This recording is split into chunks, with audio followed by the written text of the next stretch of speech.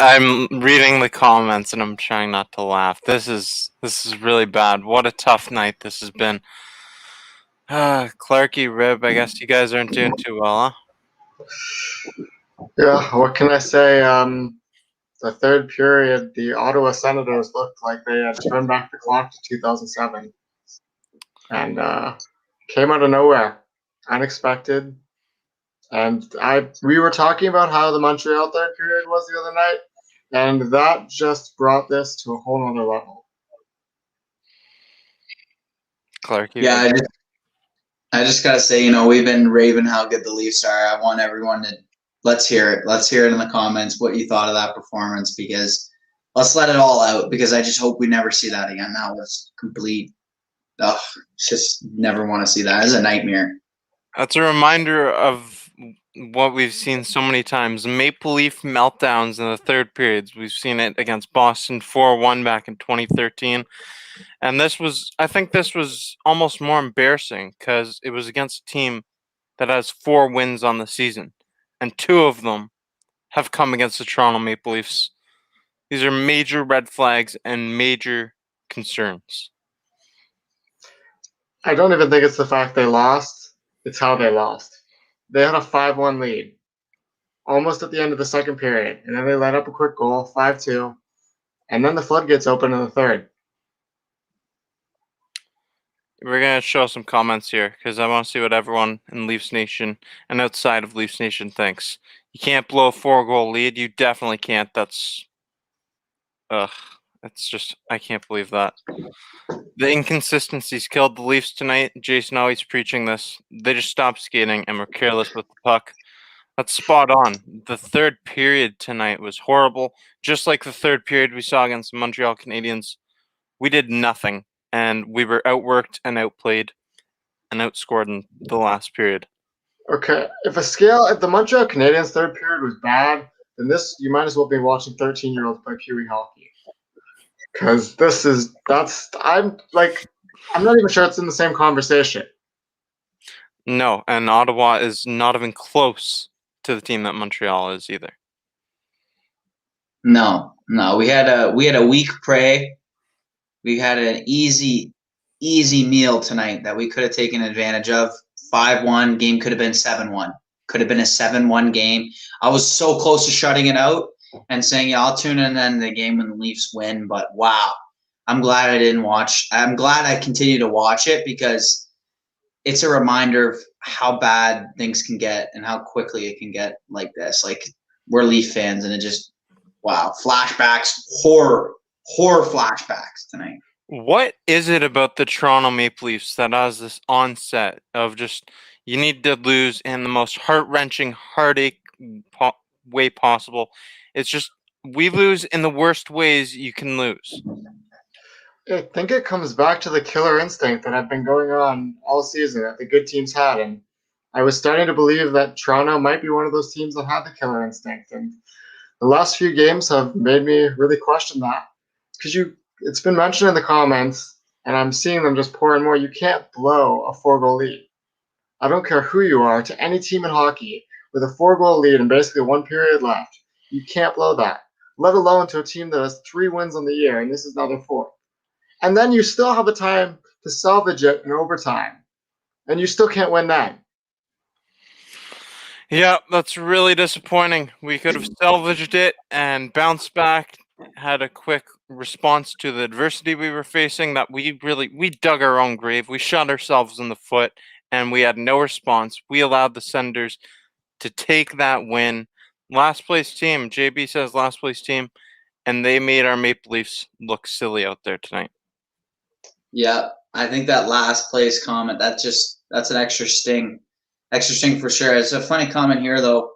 William Bennett saying, this is the first time I swore in front of my parents in my life. I got in trouble, but it was worth it. I mean, we don't encourage swearing, especially in front of your parents, but I mean, what a time. When else are you going to do it after seeing that stuff tonight? Like, if you're going to swear at all, I let out at least 100 F-bombs after that game. It was brutal. I was watching this game, and I was just, it was tough. It was really tough. I was getting ready to celebrate with a win. I was so happy that first period. It was a super high, and then it was just came crashing down. It's like so many things. It's a broken record with the Toronto Maple Leafs. These crappy ways of losing. Well, I feel like it went in just waves too, because it went from our group chat, like chirping Clarky over here for not setting his fantasy lineup and benching Matthews for the day, to thinking we had an easy win, to all of a sudden, what the hell is happening? We say what the hell is happening, and then we know what's happening because it's the Toronto Maple Leafs, and this is what happens. This happens to us so frequently. We have some embarrassing losses. I've seen this comment earlier here today. It says we have an embarrassing loss every year. You look back last year, the Zamboni driver game. We've had the 4-1 loss against Boston. We've had a lot of embarrassing losses, and this is definitely up on that list pretty high. Yeah, I think this has got to be top 5 in the decade. Yeah, I mean, I don't know, that Zamboni driver, that's pretty bad too. But there's a lot of comments in here about who to blame. I'm seeing some Nylander needs to be benched. JT needs the C taken away from him. That's drastic, but Wow. there's a lot of angry Leaf fans in here. There's another one. Morgan Riley was trash tonight. Yeah, there's a lot of comments in here. Keep shooting what you thought of the Leafs. I mean, I just think the whole team overall just fell apart. I don't know if you can blame it on one player, 2 players, 3 players, 4 players. Like, it was just a collective effort at the end of the day.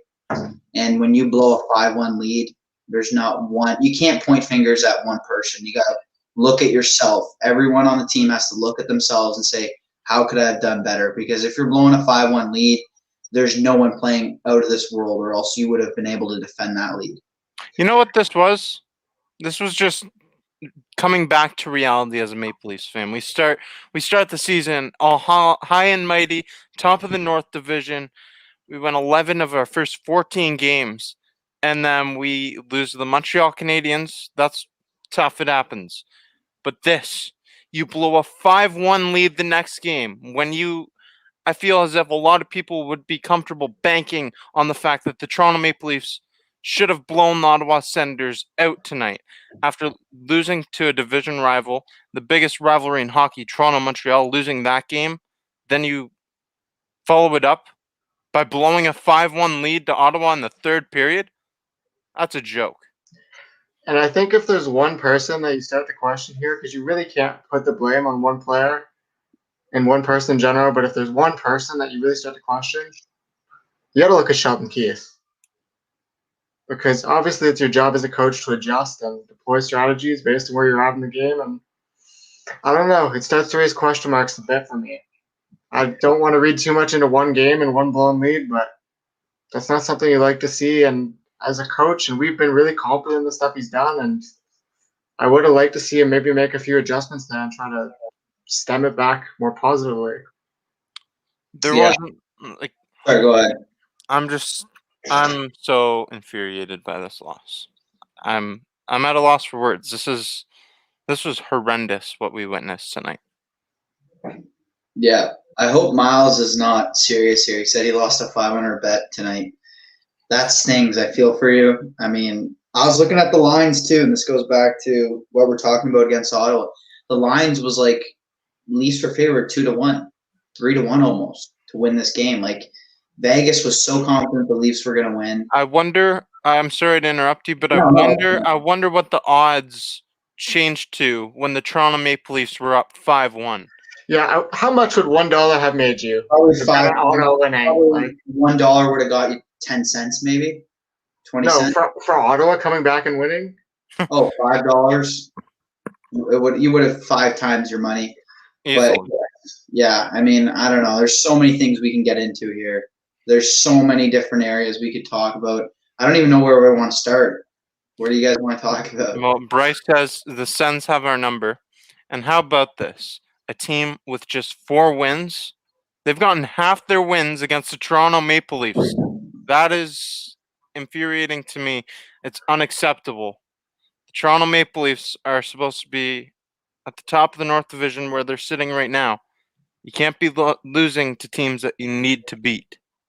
Well, yeah, I think it's interesting too that Ottawa's now got 2 of their wins against Toronto and 1 against Montreal, the supposed top teams in the division, and Ottawa's shown up to play them multiple times. And I think I've seen this comment a fair amount too. And I know Jake, this one's going to sting for you a bit, but where's your boy VC? Yeah, Jimmy VC's he's been struggling out there. I'll say it. He's been struggling out there, and he's looked lost a couple times.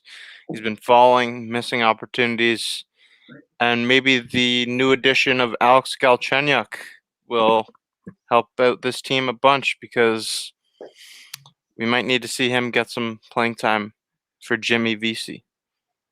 Do you think Galchenyuk fixes the defensive issues? Though he's not exactly known as a defensive stud.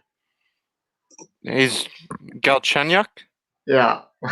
Galchenyuk, he's going to come in and play a rotational role. He's going to get some playing time. He's going to be competing for ice time. I don't know. I don't know. This has been tough. Let's continue with this game. Maybe flip it to one positive, really. I think a perfect positive here, I see JB in the comments talking about how Engvall looked good and Travis Boyd. And I think those are 2 players that I can actually confidently say looked good at different points in the game. And what a snipe by Travis Boyd earlier in the game. Travis Boyd, he's been filling his role perfectly. This guy, he's a depth piece. He's won a Stanley Cup with Washington, and I really like how he's slotted into that 4th line. I think he's a very valuable piece. Yeah, I think that's a good comment there. I mean, I'm looking at the stats here. They only played about 10 minutes each, and they were able to get a goal and assist, made an impact.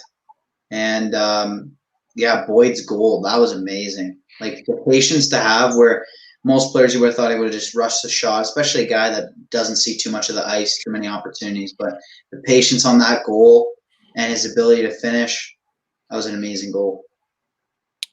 How about this comment right here? It was my birthday today. Last year, they literally got a 4-2 win on February 15 and almost choked a 3-0 lead. This year, they made it happen. Happy birthday. I hope you got some better presence on this Maple Leaf game. I hope your day was better up until this. I hope this was the only thing that ruined your day.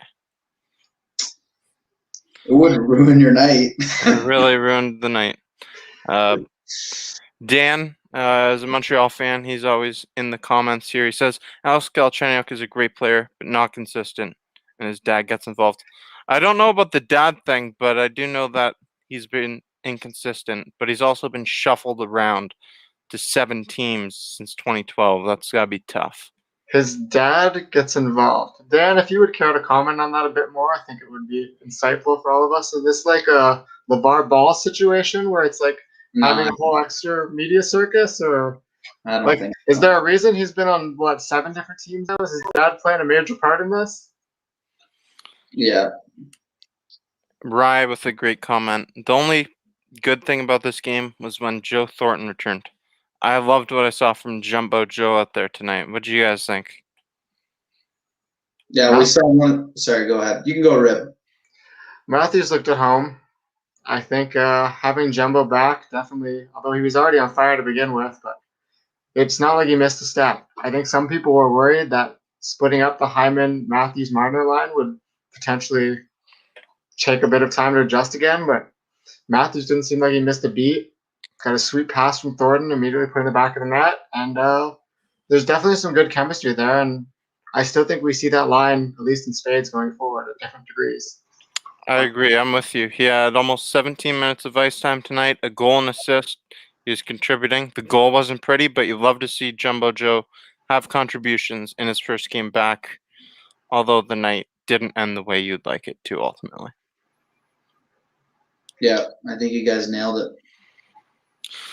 So let's get some comments here. There's a bunch coming in. Baseball 27, this is the most unhappy I've been about getting a point. Yeah, it's hard to actually think about the fact we get a point when we had the second one just stolen from us, and we gave it away, really. Again, thankfully, they got a point. And thankfully, this wasn't a playoff game. Yeah, really. Ferdinand says, miss Simmons. And since Wayne Simmons has been out, we've really been struggling. I thought you were talking about his wife. I was like, what? What are you talking about? But okay, Miss Simmons, like miss him in the lineup. Okay, never mind. I thought he was talking about Miss Simmons. And I was like, what? What? Because we're talking about the dad, the family. I thought we were talking about family members there. My bad. We've really missed him, and who would have expected Wayne Simmons to have this much of an impact on the Toronto Maple Leafs this year? Yeah, he's been missed, and I think Clarkey exemplified it perfectly there with his thinking of Miss Simmons. That's obviously how distraught he is, given this loss that he just witnessed. And his brain's kind of all in scrambles right now, and I think a lot of you in the comments feel the exact same way. Well, you know what I'd say about the one thing about this type of matchup is we know that Ottawa's got some big boys that like to bang the body. Austin Watson, Tkachuk, a couple of their defensemen, they like to get in our face. They like to make and finish their checks. So a guy like Simmons is great to have in this type of matchup. And I think we missed that aspect of the game tonight. You're just talking about Tkachuk. Let's talk about Tkachuk versus Muzzin.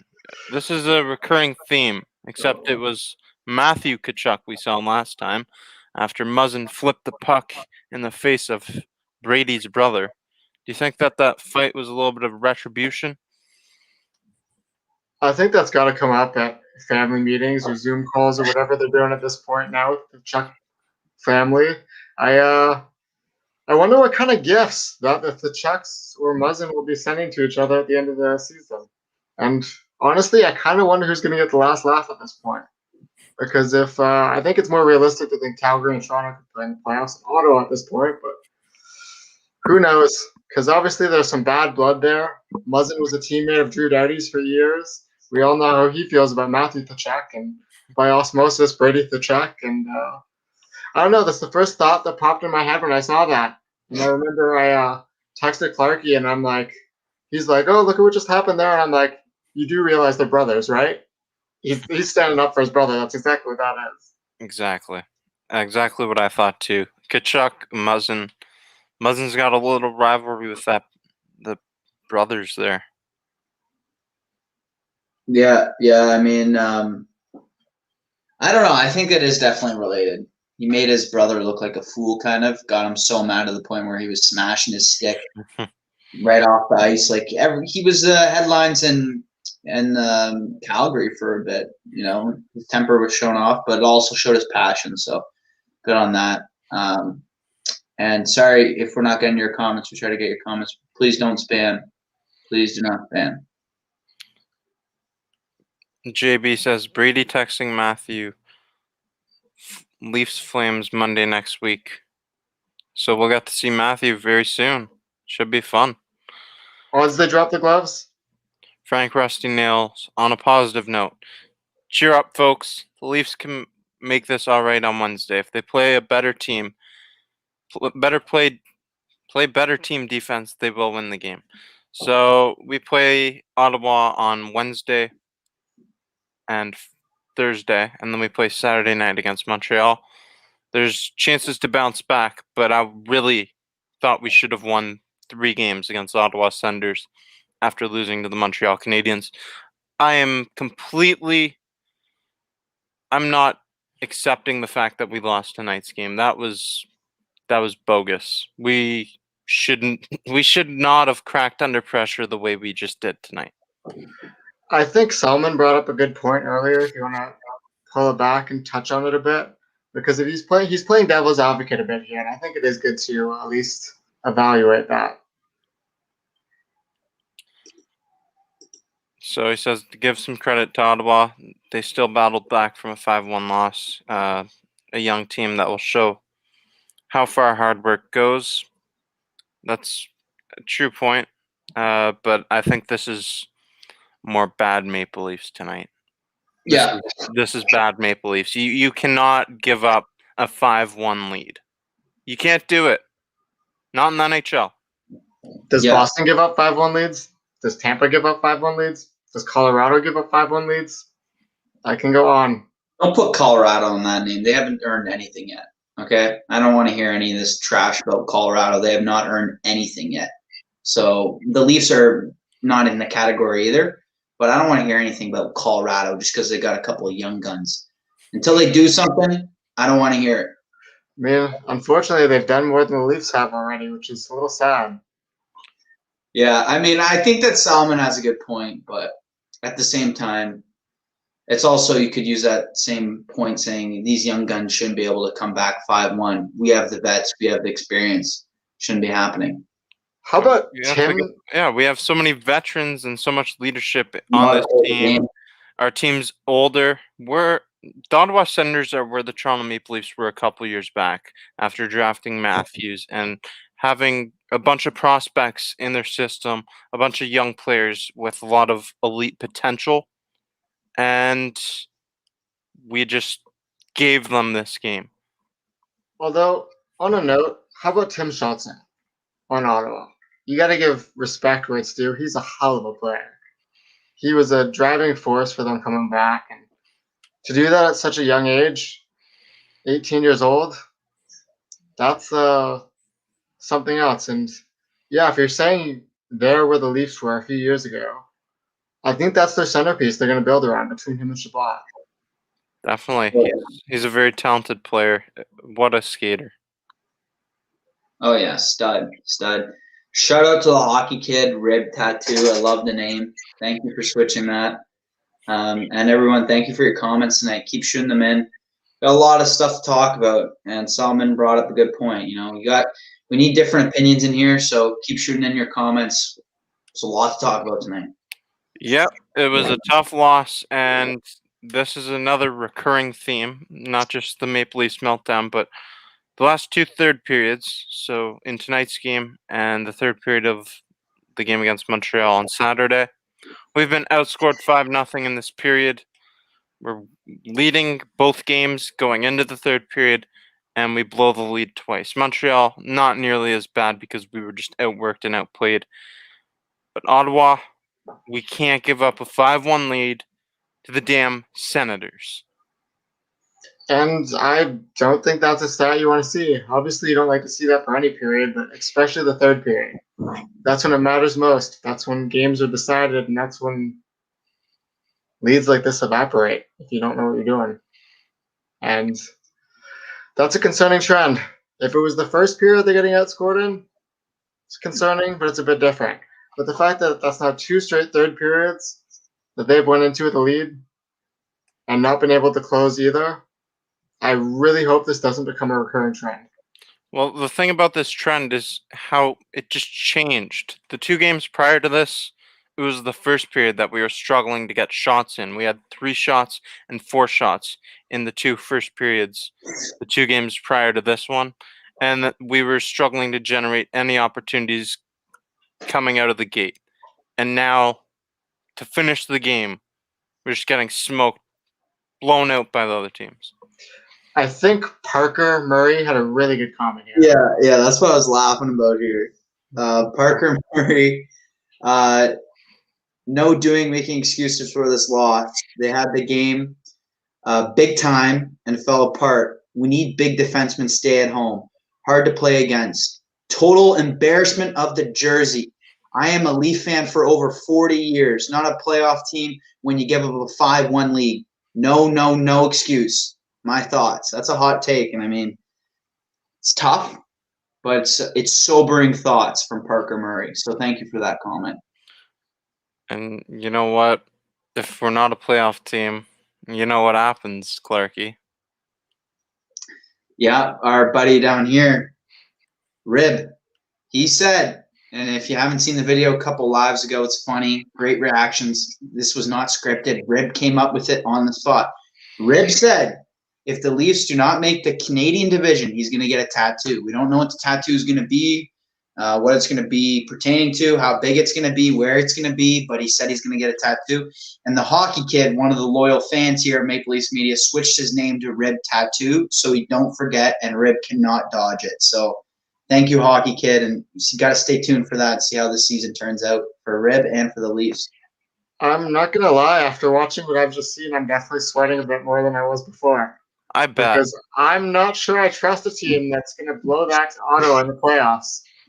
I bet. I mean, it's Leafs fans. We've seen so much. I don't know why you'd ever put like I have a lot of confidence in this team to rebound, but I don't know why you'd be bank a tattoo on it. That's a little bit risky, especially when I we're blowing mean, a 5-1 lead to Ottawa. I still believe in the team. I think they can straighten it out, but I woke up a lot less confident after the Montreal game, and I'm gonna wake up a lot less confident tomorrow morning.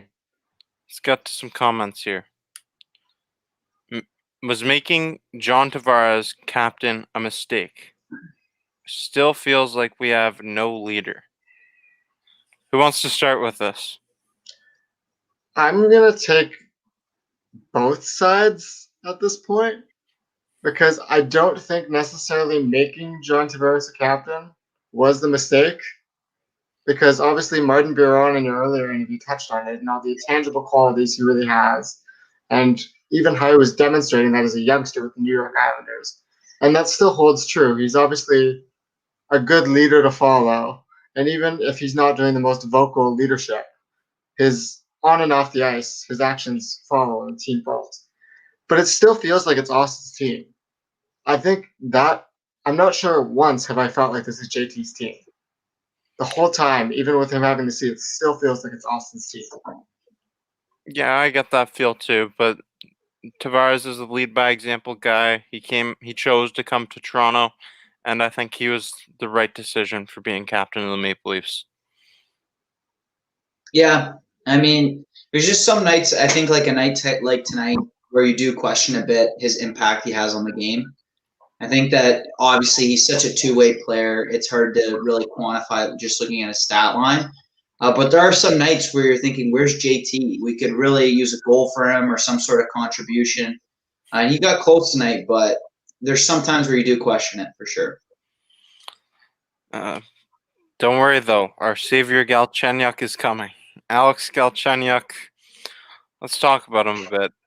I don't necessarily think he's going to be our savior. I think that he's going to be someone he might get some playing time. He's going to be fighting for that playing time with guys like Travis Boyd, Pierre Engvall, and maybe even Jimmy Vesey thrown in that mix. I think they're going to go with the hot hand, and when a lineup really clicks, that's what the team's going to go with.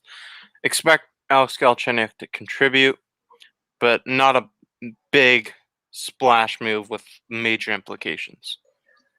I'm going to take a contrasting opinion on that slightly. I think it's going to be a very boom or bust.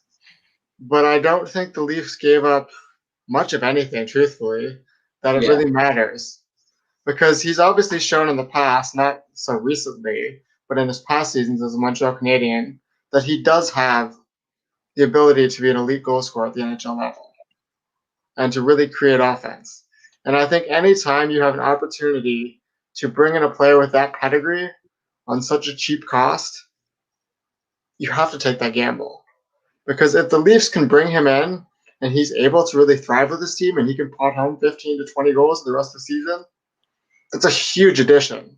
And that's depth scoring that they could really benefit from. And I don't think there's a fan in the comments, and I'd be challenged to find one, that thinks, based on what we gave up for Alex Galchenyuk, that's a bad move. I'm with you. I don't think that what we gave up was very significant. Igor Korshkov, he was drafted 31st overall back in 2016. He's gotten in one NHL game. He had a goal last year against Buffalo. And Morsovsky's 30 years old. He's a journeyman AHL defenseman. Don't really see either of these guys making major contributions to the Maple Leafs anytime soon.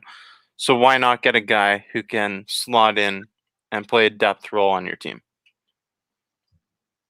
Yeah, I mean, you see this in sports a lot too, where he's kind of like a work in progress, where he was drafted pretty high. He's got a lot of natural skill. Maybe being in Montreal kind of ruined the start of his career with all that pressure, high expectations. So we slot him in a role where he doesn't have that much.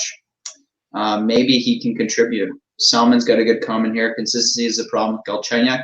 he has a skill, there's no consistency, and maybe that consistency can come with the Leafs, and we'd love to see it. We'd love to see contributions from. I'm assuming he'd be part of our bottom six, so bottom six forward.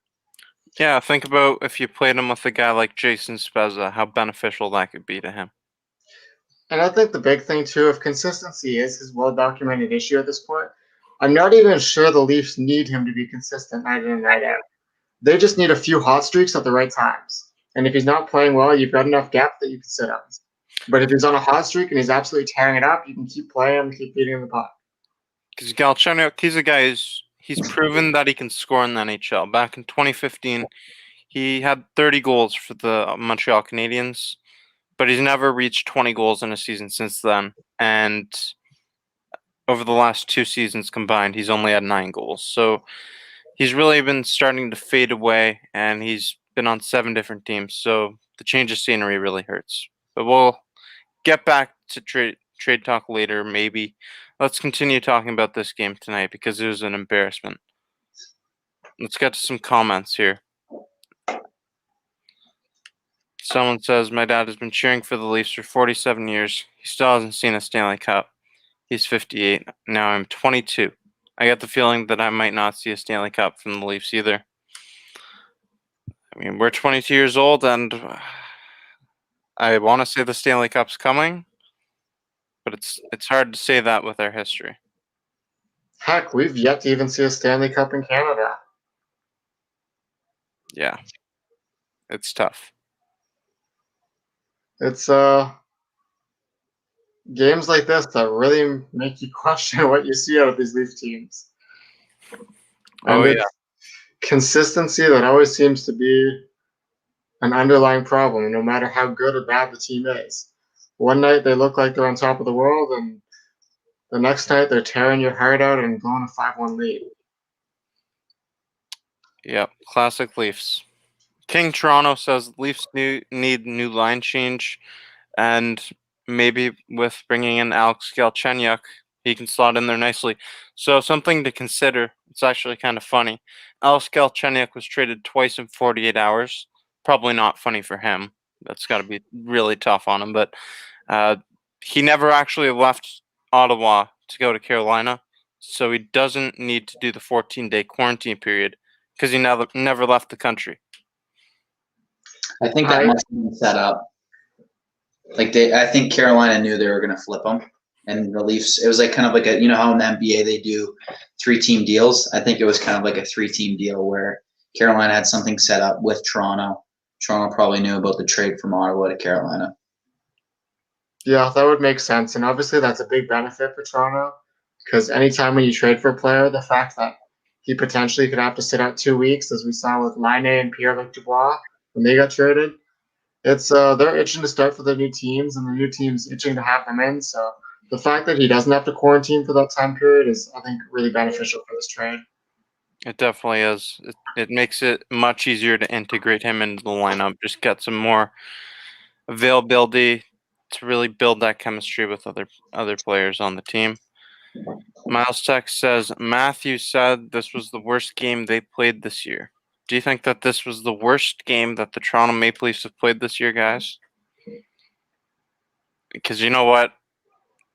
For the first 2 periods, it definitely wasn't. But that was the worst third period of hockey I've seen in a really long time. Yeah.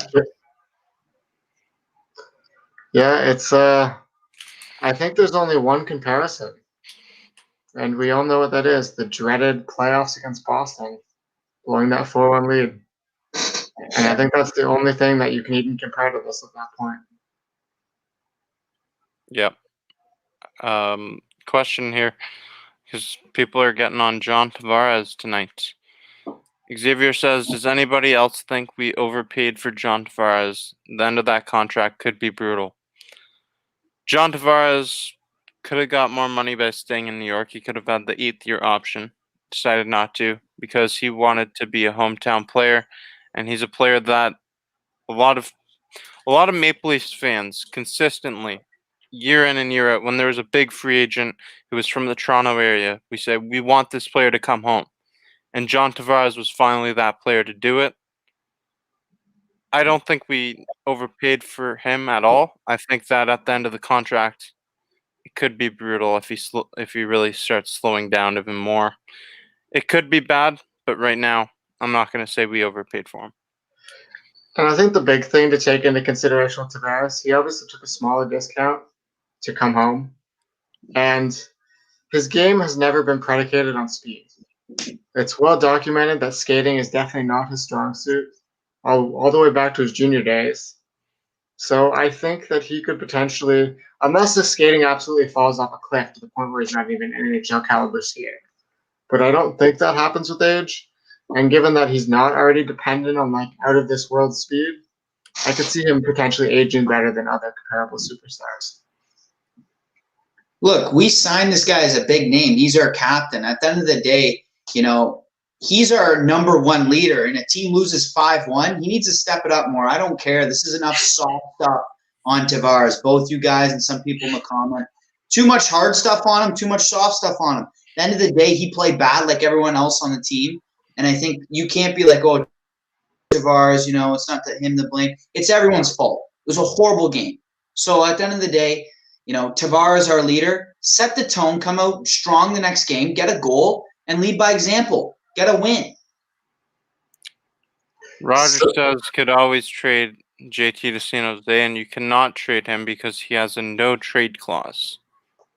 And Clarky, what do you want to see from Tavares then? Other than a goal the next game, like what do you think he's saying? Set the tone. Set the tone. At the end of the day, Tavares is our leader. He looked like he didn't have much impact on the whole game. That whole line was irrelevant for much of that game. So I'd like to see him set the tone, come out, make a great defensive play if he doesn't get a goal. I'm not saying he needs to score a goal. We got a lot of firepower, but set the damn tone. So if you're Tavares in the Maple Leafs locker room right now after that, what are you saying? I'm saying if Keith's not saying this, if I'm the leader of the players, I'm saying it starts with me, but this was an unacceptable performance. It doesn't matter if it's the Leafs or any other team. If you lose a 5-1 lead, that's unacceptable. That's blowing it. That's blowing is something you could have walked home with 20 minutes later, and you blew a 5-2 lead. I'm sorry. It was unacceptable. Unacceptable. And, he's the captain. He's the leader. And I'm not saying it's all his fault, but I'm just saying he's got to set the tone for all the players. I like that. He needs to set the tone because he wasn't performing tonight, and he's supposed to be the lead by example guy, and he was the lead by example kind of guy tonight. He's the leader of this team, and his team blew a 5-1 lead tonight, and it's unacceptable. If Keith's not getting on them, which he definitely should be, John Tavares should be the next guy in line to get on him. Are you separating Nylander and Tavares at this point? I don't know what the problem is with William Nylander right now. He just can't score. He's been doing a lot of good things, but he's just been snake bitten. I know what you're saying. I think you bring up a good point. Maybe Keith's got to mix it up. Maybe Ottawa is a different team than we. Those lines have matched up good against most of the Canadian teams, but against Ottawa, we haven't had much success. I mean, the one game we dominated, but I don't know. I feel like John Tavares could have a good chemistry with Jumbo. I really worry about the speed, though, with those two together, unless you're putting, a Nylander or Mikheyev that can absolutely fly out there with them. Well, Mikheyev on one side, Thornton on the other, and Tavares in the middle. I don't know. I think maybe Nylander and Tavares isn't working. I know we've seen some comments here tonight, but also see some comments that Simmons should be the captain. I'm not saying Tavares should be stripped of the sea. I'm just saying he's our leader. He's got to come out as the leader next game. But I mean, Simmons as a captain, I don't know if we could do that. Clarky, you got the pitchforks out now. They're all with you. You got a whole army of Leafs fans. At the end of the day, I think you two. You have good points, and I'm not saying put all the fingers to Tavares, but I do think he did not have a good game. So if you're a leader on this team, you're the captain, I'd love to see him lead through his play the next game, come out strong. And maybe Keith can mix up the lines. We can see some more chemistry. Soup on the second line. I think a lot of Leafs Nation just wants to see a mix-up of that second line because I don't even know if we need to touch that first line. It looked great tonight, but the second line just, I don't know what to think of it. Do you think Sheldon Keefe goes in his bag of tricks and pulls out an old school move similar to John Tortorella and benches someone at this point that's underperforming? Well, he's been called a player's coach, so I don't necessarily know. But if there's players underperforming, I'd expect him to bench them. And the next guy in line for that right now is Jimmy Vesey. Jeez. Bench? Is that what you're saying? Yes. Jeez, how the tides have turned from 17 goals to bench him. What do you Right guys now? think? Right now. Yeah, Right what do you now. think of VC's play right now? And Right two now, comments. it's been ugly. It's been ugly. You can tell he's trying out there, but maybe he's trying a little too hard because nothing's working for him. He's falling down everywhere, and he's fanning on every shot. Nothing's working for him. He's at his chances, and they haven't been going well. And I think there's a reason VC wasn't as successful with the other teams he was with. Obviously, in his first few games with the Leafs, he looked unbelievable, and it's like maybe the change of scenery was all they needed. But I'm not sure that he's ever shown that he's been able to consistently, over a full regular season schedule, put together that productivity. And I think that's the big thing we're seeing now. There's a reason he hasn't been a solid top 6 player his whole career, because he still needs to find that consistency. Much like Jason Brooks keeps touching on with this team as a whole. Jimmy Vesey is embodying the Leafs in a way. He needs to find consistency, and his team needs to find consistency. There's a comment I wanted to get to about Frederik Andersen. Truthfully speaking, do you guys honestly think that the Leafs can win a cup with Andersen? I'll go first. I do honestly think the Toronto Maple Leafs can win a cup with Frederik Andersen. I think it's the play out front of them, allowing so many shots in the third period against Frederik Andersen's not okay. And we've seen Frederik Andersen with a multitude of starts consecutive. He hasn't had rest since Jack Campbell's last start against Calgary. It's been a really long time since he's gotten rest, and resting Frederik Andersen is going to be essential because if we want to really make a run in the playoffs, we need him rested up. Okay, I really like that you went there, Jake, because if you want one point that I'm going to get as adamant as Clarky over here, that's what it is. You need to rest this man. I don't care if you have to put Michael Hutchinson in net for a game against Ottawa. He needs some rest. It's the Ottawa Senators. You're first in the Canadian division. You literally just lost this game right now because your goalie wasn't well rested. Yes, your team played terrible in front of him in the third period, but you're telling me that a rested Frederik Andersen wouldn't make that one or two more key saves and they would have been able to still come out with a win? This man has been played into the ground, and it's not his fault that Jack Campbell got hurt. They literally brought in Jack Campbell, so this wouldn't be an issue. And unfortunately, he went down and he's injured. We wish him all the best. We wish him a speedy recovery. But where is a backup goalie now? We had Aaron Dell. We had to let him go because we didn't have the space. But is this what happens? Like, are we just going to dig Freddie the grave deeper and deeper and keep playing him over and over? And then we're going to get to the playoffs and be like, why is Freddie gassed? Why can't Freddie do anything? Why can't we win a cup with Freddie when the man's literally had to play 90% of the regular season because the Leafs don't trust one single goalie to back him up? And To give him 1 in 3 games. It's not like it's rocket science over here. There's a 3-game series. It's the Ottawa Senators. It's the Vancouver Canucks. You can put another goalie in the net for one of those games. Well, speaking of that other goalie, you're referring to Michael Hutchinson, and I definitely think he should get one of the next 2 starts against Ottawa. We have a back-to-back Wednesday and Thursday. I think he gets the Thursday game so we can rest up, have a rested Freddie for Saturday night against the Montreal Canadiens. You know, you guys said that. I mean, Leafs Nation, I've been tough on Andersen for years, but I think Leafs Nation needs to do what Montreal's done. And I hate to say it because I do not like Montreal, but they've done a great job getting Jake Allen, adding depth, and taking away that excuse that Carey Price could have had, which is I play almost every game, and I have no time to rest before the biggest games. So I think we need to do the same with Andersen, and Keefe's got some serious trust issues, it seems. with Michael Hutchison, but give the guy a shot. I mean, we let go of Aaron Dell. We need to give Hutchison a shot. Maybe I know there was a comment earlier in the year about how Hutchison in front of an empty stadium. Maybe that'll change things. Who knows? But just give the guy a shot. We need to rest Anderson. Campbell's out, so we need to do something different. And you know what? Even if it's Michael Hutchinson in net, I don't care if it's David Ayers, the Zamboni driver in net. I expect to beat the Ottawa Senators. And you're telling me, like, this is where it really makes me question it.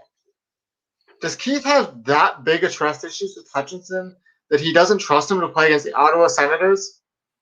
A team that previous to this had won 3 games in the year and had, 7 goals in total in their last 5 games or something like that? And you don't trust your backup goalie to get 1 start? I think that speaks volumes.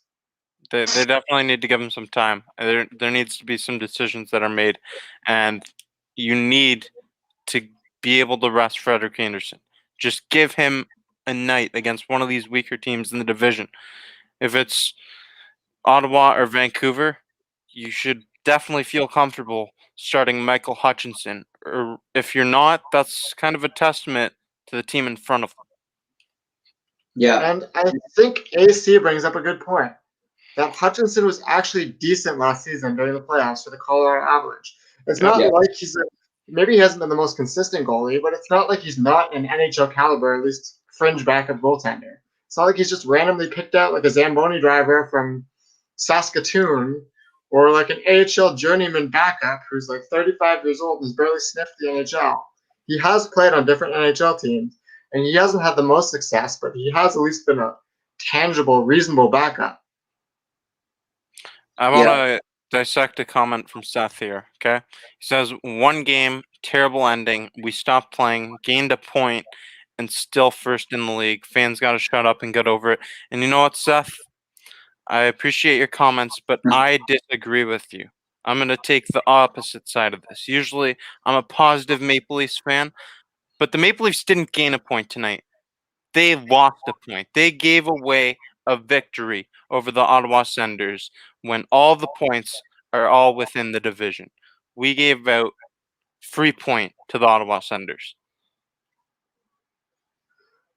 I appreciate what Seth's trying to do here and really just turn the curtain, but I don't think you can overlook a loss like this. I'm very much one that thinks that Leaf fans and fans in general of hockey teams can definitely overreact to a bad game.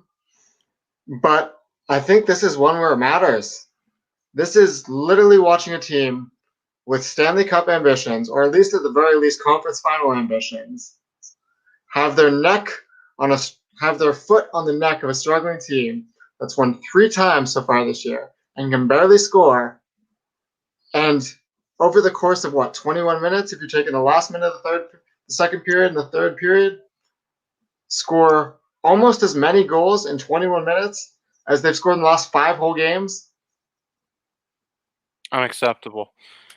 Interesting point from Xavier. We need to give it all this year because I don't know who our number 1 goalie will be next year. Frederik Andersen's contract is set to expire next season, and that's a scary thought. You think a 5-1 blown lead tonight is bad? Think about a 5-1 lead when we don't have Frederik Andersen. It's not going to be as safe as it was tonight. Yeah, I mean, I don't know. If you look at some of those goals, like shorthanded one-on-one goals, I think that they were tough for him to save some of them, but there was also some bad rebounds. But I think, Seth comes back here and says, you can't panic and say it's all over. It's going to make or break a season, though. Like it's going to make or break a season, which is true. Like it is only 1 game, but you could point back if we lose by a point to someone else in the standings that this was the game. But what I would say is I think it puts more pressure on the next game. We've been struggling the past couple games. Even that Vancouver game didn't look too good. So the Leafs really got to come out next game and steamroll the Senators. I'm talking a steamroll. I want 6-1, 7-1, 8-1. I want don't blow it this time. Don't blow it this time. And then don't blow it this time. Steamroll of the Senators. I want the Senators sent back to Ottawa. I want Tavares to lead the charge. I want Matthews to have another big game. Maybe some goals from the third or fourth line, but I just want to see the Leafs steamroll the Senators. They need to. I hate to be that guy right now. I really do. But do you not think that could be the momentum that helps to get Ottawa's season back on track? So they've got to be feeling pretty confident in their bunch right now. They just pulled that off. And I think you're going to see a more confident and a young, scrappy team come up for the next few games. And I don't think it's just going to be like roadkill for the Leafs to walk all over. I think you've now given them hope. You've shown this team what they're capable of, and they're going to be a more difficult opponent for that. And at this point, the Leafs need to win both of the next 2 games against Ottawa. But I'm not sure we can be talking about a 7-1 blowout. You know what tonight needs to be? Tonight needs to be a turning point in this season. We thought the first loss to Ottawa was bad early in the year, but this was horrendous. Blowing a 5-1 lead to a young team in the Ottawa Senators who have had 3 wins prior to tonight's game. Completely unacceptable. We need to make the most of our opportunities going forward, and we need to be more consistent. Yeah, I think, getting ahead of myself a bit, but yeah, that's embarrassing. AC has a good point here, though. He says, let's keep in mind, Sens are an NHL team, won't be easy. That's a great point. I mean, at the end of the day, and adding on to what you just said, Riv, I don't know if the Sens have confidence overall, but I can tell you they have a lot of confidence against the Leafs. They know they can beat us. They beat us twice this year. They like matching up against the Leafs. They think run us over, push us over, and beat us, which they have. So I think that I'm just thinking that the Leafs really need to set the tone against the Sens next game, because we're going to be playing them again. So we gotta get the win. It's a huge game. We got to get the win, though. If we don't get the win, I'll be very worried. We got more comments rolling in here. Seth says, you'll see who this team is by how they respond. I agree with Clarkey.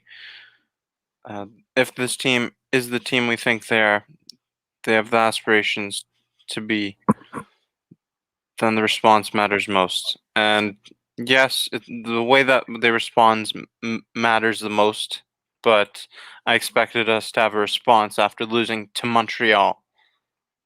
Because this is the exact same conversation we had after that Montreal game. And we're like, let's not panic. Let's not read too much into this. We are exactly like Seth. They'll bounce back. Let's see what this team is made of the next game. Yep. And now we've seen what they're made of. They came out with a fire lit under their asses and covered for the first period and a half. And they blew it. And then they're like, oh, we have this game in the bag. And fell apart. Parker Murphy says, full 60 minutes of hockey. Like they're trying to make the team. That's how they got to play. UFC fighters have to finish. That's what the Leafs have to do every game. And that's true. The fight ain't over until it's over. And Ottawa, they owned us in the third period and overtime. We've got comments rolling in about Nylander needs to be scratched. That's interesting. What do you guys think? Does Nylander need to be scratched? I definitely don't think we need to go that far. That's just making a scratch to make a scratch. There's other guys like Jimmy Vesey that we could scratch first that wouldn't impact our lineup in such a negative way. And if we're going there and we're going to scratch a big guy to make a statement, scratch JT. If you're going to scratch one of them, scratch him. Go all the way. No. Go all the way. Make the big statement. That would be why. I'll let you explain your thought. Why scratch JT? I don't think you should scratch either of them, personally. But if you're going to make that statement and you're going to go that far to scratch one of the big guys, scratch the captain. Make a point of it. Make a stance and say what we've been doing is not acceptable and send it all the way down the team. And what better way to do that than to pick your poster child, the face of your franchise, the captain, and say, last game was unacceptable. You're sitting out. Rick Williamson says, scratch captain. Don't know about that. Yeah, that's a big move, but I think that you do bring up a good point. But what I do with those two, I don't know if you can call Nylander star Would you guys call him a star? Just on a side note, would you call Nylander a star? In Toronto, yeah. Yeah, in Toronto, he's part of the Big Four, but he's not really a star. He's not. No. He's not an elite talent, but he's a very good player. Okay, so what I was going to say is before you scratch your 2 stars, move them to different lines. Let's see some different line combinations.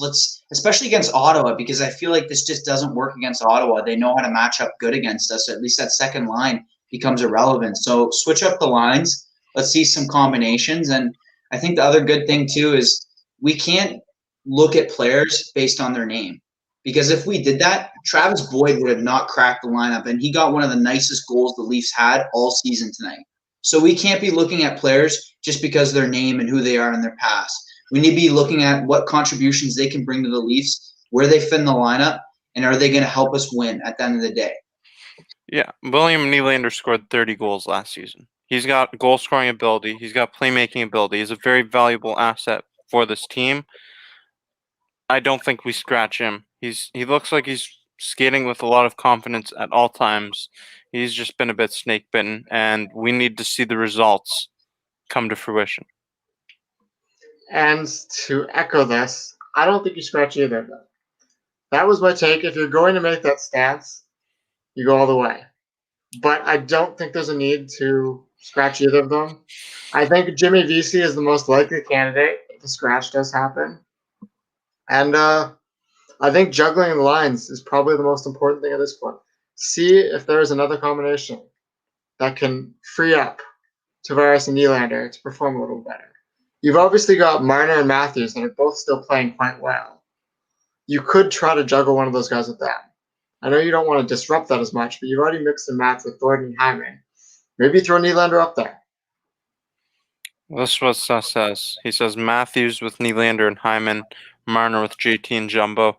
I'm not separating Matthews and Marner's. There's not a chance in hell I'm doing that with the chemistry that they have. The most Marner has assisted the most goals for Austin Matthews, more than any duo in the NHL since the beginning of last season. I'm not separating those two. But what I would do is have Hyman, John Tavares, and William Nylander. Maybe adding Zach Hyman there adds another pillar out front of the net, another hardworking guy. What do you guys think? Clarky? Yeah, I mean, I don't know. I don't think I'd break up Marner and Matthews, but I get Seth's point. I mean, like I said, I don't know if the lines have been that bad for most of the season. Like, we have a great record. We have 24 points. We've been doing really well. I think it's just certain nights the matchup just isn't there, where maybe Keefe needs to mix up the lines against maybe Montreal and Ottawa versus Vancouver and the Western teams we've played good with the lines we've had. So I don't know. I don't know what it is, but I think there definitely needs to be some sort of change for the next game, because 5-1 lead is a lot of problems come from that if you're blowing a 5-1 lead. So 5-1. I'd like to see Keefe try to mix it up or do something. And there's also a lot of great comments in here about some of the Marley moves. We'd like to see adding Sabarin, recall Rich Clune. There's a lot of great depth that we have within our own organization. So Leaf fans, keep shooting in what you think and what you guys think too about should the Leafs do stuff internally in terms of scratching players, moving players up from the minors, taxi squad, things like that. We're going to see Alex Galchenyuk soon, and maybe he has an impact, but he's not going to have an impact on the top 6. Maybe bottom 6 guy with Spezza. There's a lot of juggling and a lot of possibilities with this team. And you know what concerns me if I'm looking for a trend here is that Montreal and Ottawa are both two very physical teams that play a very physical style of hockey. And I think that may be more what has the Leafs number at this point than anything else. It's just the teams that can really bring that elite physicality. Oh, you want a positive? The Maple Leafs weren't out hit 46-16 tonight, so that's awesome. What was the actual stats on this though? It was in the 20s for each team. Let me pull it up. It was I got it.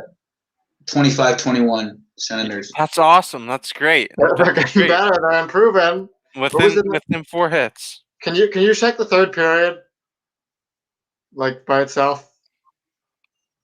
Like at least we weren't out hit by 30 hits. That's a Man, positive. that was record 4-12-1. Oh my god, Yep. so bad. How did we lose? 2 of those wins are against us. 2 wins against the Maple Leafs. Half their wins come against Toronto. You know who's actually? There's one comment I'd like to say about Ottawa. That Dadonov guy. Is he from the KHL? He actually looks really good. Like he looks like a goal scorer. Florida. He played in Florida before and then the KHL before. He's Russian, right? Yeah, he was really good on that like legendary Florida power play a few seasons ago. That was unreal with Huberdeau and Barkov. He's a good player. So is Stützle. He got some young talent. We can't rip on Ottawa too much, but their record's not that good, and I just think they're a young team developing, and we should have that way. I really like what AC says here. Hoberg turned into Patrick Waugh in the third period in overtime. Just what happens with the Maple Leafs. It just happens sometimes. I don't understand why these losses all happen to us. These like losses that it would be hilarious to watch if I wasn't a Leafs fan, but we are Leafs fans and we have to endure the pain and suffering that comes with cheering for this team. Do you think part of it is that the Leafs are such an iconic brand, so other teams like really get pumped up to play them, and like it just adds a little extra fuel? It's definitely part of it, but come on. You're up 5-1. You're up 4-1 against Boston in 2013. Some of it's got to be reflective of what this team is doing. Yeah, I think one thing I wanted to get to is a comment up here. I think Baseball 27 said it. It's actually a really good comment. He says, it's not about the lines, skill, or coaching. It's about the passion, grit, and effort. Maybe that's it. Maybe it's that some nights the Leafs just turn off those attributes of the team. They don't seem like they want it. They don't have the grit. They're not putting in the full effort. I don't know. I just say this, and then I'll let you make your point that some of the players on the Leafs tonight, and obviously you do this when you have a huge lead, looked like they were coasting when we had a big lead. Some coasting that came on tonight. The problem with that, and I agree with him. I agreed with it in the Montreal game. If you watched our recap of the Montreal game, it looked like the Canadians wanted it way more than the Leafs, and that's why they were able to pull it out. That's really concerning. I would rather it be the lines or the skill or any other thing. But for you to say it's the grit and the intensity and the desire to actually win, that's not something you can fix overnight. That's not something you can fix at all. Yeah, that's a big problem. That says the internal makeup of the guys that are leading this team isn't enough. Yep. If it's a problem of the team not wanting it enough, then there has to be some serious self-reflection at the general manager spot, and some big moves need to be made. I don't necessarily think that's the case, though. I think that the Maple Leafs were just outplayed and gave away 2 points 2 consecutive games against Montreal and Ottawa. Yeah. If there's a positive tonight, Rib wanted to talk about Ilya Mikheyev on the penalty kill. He's been outstanding. Yeah, I don't know. Obviously, everyone's overshadowed this a minute, but when Zach Hyman got his double minor for high sticking, my God, Mikheyev on the penalty kill there, he was something else. He was all over the zone, getting shots on them, putting the pressure on them. They played keep away for a bit. He was funneling it back in the zone. He killed basically 2 minutes and 30 seconds of that penalty by himself. And like for anyone that was going on and on about trading Mikheyev in our last live stream, that right there is why you keep Ilya Mikheyev. Look at that penalty kill. Look at that. You're telling me for all the close games and all the penalty kills to upcome in the playoffs and tight games that you don't want that? I'm eating some soup. And I think you all should be too. Ilya Mikheyev is an elite penalty killer for this team. And those don't grow on trees. Soup is an elite penalty killer. He's a great skater as well, super speedy.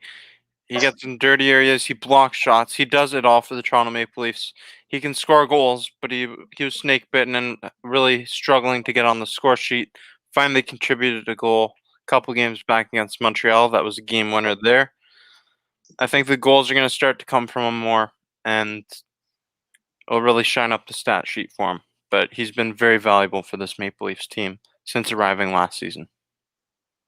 Yeah, I agree with what you said there, Rev. I'm just looking at the stats here. Yeah, he had 2 minutes on the penalty kill. Marner had almost 3 minutes. So Marner had a big role in the penalty kill tonight. I remember trying to remember seeing him on. I think I do. Like, I don't know if he had many odd man rushes the other way, but yeah, Mikheyev played really well. I mean, that's one thing where I'd go back and push back on what Baseball 27 said. Mikheyev is a perfect example, a guy that has the grit and the passion. So we have him on the Leafs. I think it's just a collective effort. Parker Murphy says, great show, guys. Well done. From Cape Breton Island. Love to see where everyone's from. We've got a worldwide platform viewing here. Australia, Italy, USA. We've seen viewers from everywhere, and love to see it. Mark Williamson says, smash the like button. So if you haven't already, please smash that like button. Hit the notification bell to be notified every time new content comes out here on Maple Leafs Media. And if you haven't already, check out the Instagram and Facebook. The brand is only growing.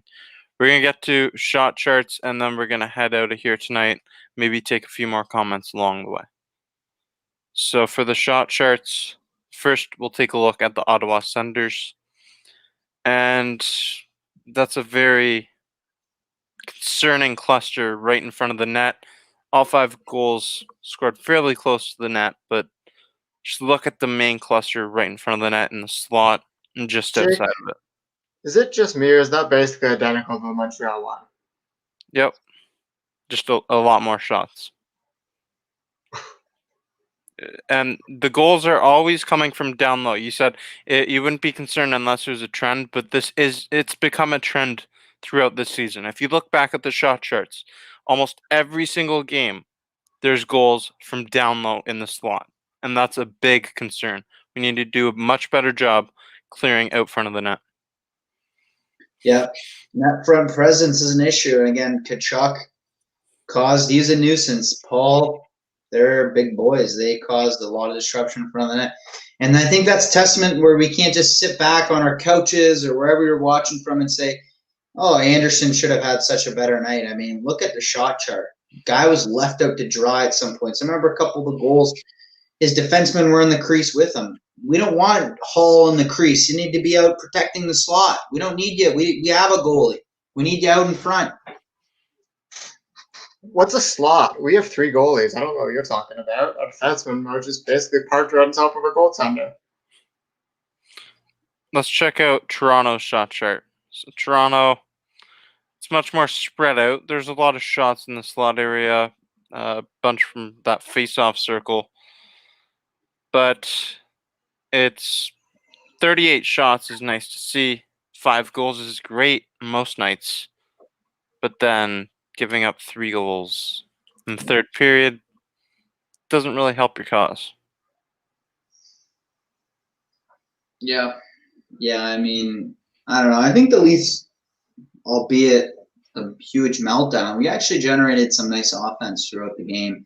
It's like I was ready to come on here and have some really positive comments about the line and the first line as well as some of the contributions from the fourth line. But then, everything turned south, so I just kind of forgot about it all. But that shot chart showed the Leafs had some great opportunities tonight. It does. Yeah, I think it goes back to the biggest thing the Leafs still have to address. You can't outscore all your problems, at least not consistently. Oh, we've seen that for years. And I think we've seen that with the Edmonton team, too, if you want to talk about another Canadian division team that does the exact same thing. They've now, for multiple years, tried to outscore all their problems. It does not work consistently, and it doesn't lead to playoff success. It's not a sustainable way of winning, just like relying on defense in football. isn't a sustainable way of winning. You can't just rely on outscoring other teams night in and night out. It's not going to work. Jason Brooks says, who thinks Sheldon Keefe should have called a timeout after the third or fourth goal? Not something I really thought about then, but that definitely would have been a good decision, I think, in retrospect. It would have been a good idea to really settle the guys down and get them together, come up with a better game plan. Yeah, Brooksy always coming on with the strategy. Thinking of like a coach here. I mean, maybe that would have killed the mood. And we know hockey and sports in general, games of momentum, and Ottawa had the momentum. I just felt Ottawa was going to win the game, even when they're down 5-4. Like they just looked on fire, and maybe if we had that timeout, I know the Ottawa coach took a great timeout when they pulled the goalie. Maybe if we took a timeout before that, tried to kill the vibe a bit, kill the momentum, that would have helped, but we didn't. So can only think about it now. Yeah, exactly. All we can do now is look back on it, and there's no point in dreading on the past, even though we lost. After having a 5-1 lead tonight, let's try to bury the hatchet. Let's move on. Let's move on to our next game. I like what AC says as a finishing note here. That Connor Brown would be a great fit on this team. Mm-hmm. Yep. And I think that exemplifies the type of player we need. And obviously, he's found a nice little role that fits for himself in Ottawa. Yeah, he's definitely had an increased role in Ottawa, and he's filled it very well. But like I was saying, I think that we need to move on from this. We can dread on the past all we want, but it's not going to help this team out. It was tough blowing a 5-1 lead, and it was tough blowing a 1-0 lead in the third period the other night against Montreal. These two consecutive blown leads better give this team a spark. We need to take the next two games against the Ottawa Senators team, and then we need to go into Montreal and beat them as well. This team needs to regather, regroup, and come out with a fire lit under them.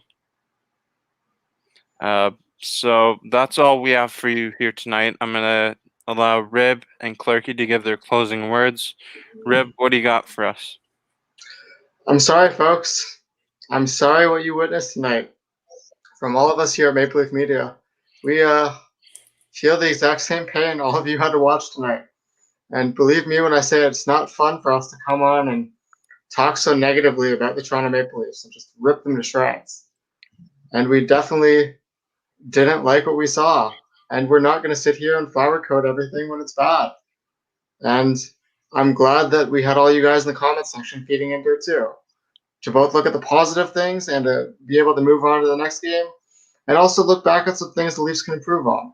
And what we want to improve on as a team going forward. I'm glad we were all able to come on. I'm glad you guys enjoyed the show. And there was obviously a lot of engagement. For anyone that hasn't already, smash the like button. Really helps out the channel. Supports Jake. He's on here every day, grinding away, making new content for you guys. Ensuring that you're up to date on all things Leafs and that all your Leafs content needs are met. So really help out our guy up here. And thanks as always for having me on, Jake. And now off to Clarky. Yeah, I think, Rib, you said a lot. I don't really have much to add on. I just say it's great to see some of the familiar faces as well as new ones. And, I think there's a lot of great comments tonight, and that's what really makes the show great. And also, it's tough to have a loss like that. Let's be honest. It's a little bit of an emotional roller coaster when our team gets whooped that badly. And it's just such a turn of events in a game. But it's great to come on and share opinions with everyone. And, we're going to make it through it and hopefully come back stronger for the next game. So thank you, everyone. And all I'd like to say is stay safe. And, Jake's going to come back with more content this week. So stay tuned. Yeah, it was tough. We blew a 5-1 lead. It was a Maple Leafs-esque kind of loss. It was tough. It's a tough pill to swallow, but this team needs to rebound. I appreciate you guys being on here with me for the past hour and 15 minutes. And everyone in the comments section, thank you to you as well. Thank you for watching this. We made a trade today. we acquired Alex Galchenyuk from Carolina. And if you want more information on what he brings to the team and what we gave up for him, you can check out the most recent video on this channel. It's about Alex Galchenyuk and what he brings to the Toronto Maple Leafs. So check that out. There's going to be more content coming away from Maple Leafs Media. So until next time, we'll see you.